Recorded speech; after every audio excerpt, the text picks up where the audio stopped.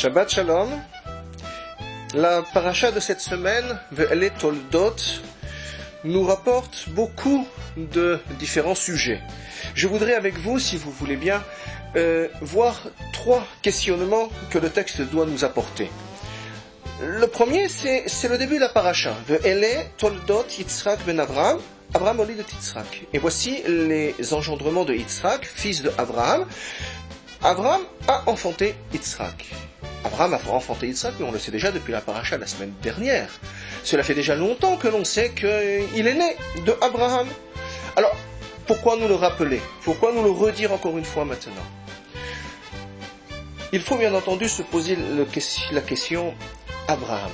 Là, le chesed pur, la bonté absolue, qui va même jusqu'à discuter, batailler avec Dieu pour essayer que les gens de Sodome et de Gomorrhe ne meurent pas, pour essayer de trouver une solution pour que Dieu, la justice, soit un petit peu plus douce.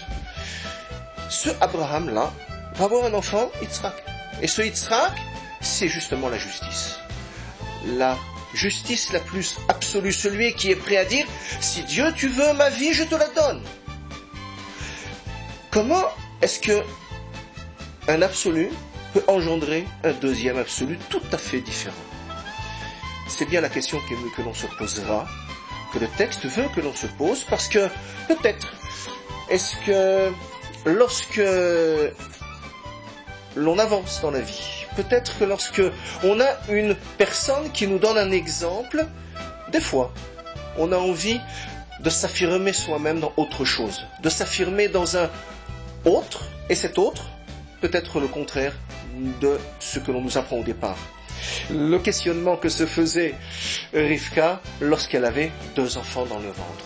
Elle ne sait pas qu'elle a 2 enfants, elle a un bébé, le ventre grossit, elle ne sait pas qu'elle est jumeau et elle voit que le premier veut certaines choses et le deuxième bouge lorsqu'il y a d'autres choses qui se trouvent. Lorsqu'il passe devant les yeshivas, le premier veut sortir, lorsqu'il passe devant Avodah Zara, de l'idolâtrie, le deuxième veut sortir. Comment se fait-il qu'une seule et même personne puisse être 2 contraires? Et c'est là tout le questionnement de Rivka. Si Abraham, une personne est 1, Yitzhak fait le contraire, on peut le comprendre. Mais la même personne, je vais engendrer quelqu'un qui veut faire 2 choses complètement différentes, comment se fait-il donc? Et c'est là où Rivka va poser la question à Shem. Mais comment se fait-il? Qu'est-ce que je dois faire? Comment je devrais éduquer une personne qui a presque schizophrène? Et la réponse est non, n'aie pas peur, ce sont 2 personnages. Et là, il n'a plus peur du tout. Mais quand même, comment se fait-il qu'elle n'ait plus peur?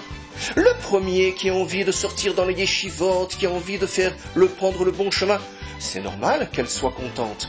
Mais le deuxième, celui qui veut Avodah Zara, celui qui veut l'idolâtrie, celui qui veut être méchant, mauvais, comment peut-elle être tranquillisée?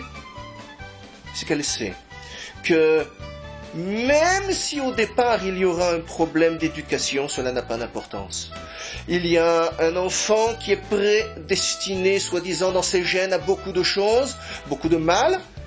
Malgré tout, l'éducation d'Abraham, d'Yitzhak, de Rivka, va pouvoir obtenir d'améliorer les choses. Et c'est ce que Yitzhak pensera toute sa vie. Esav peut être bon.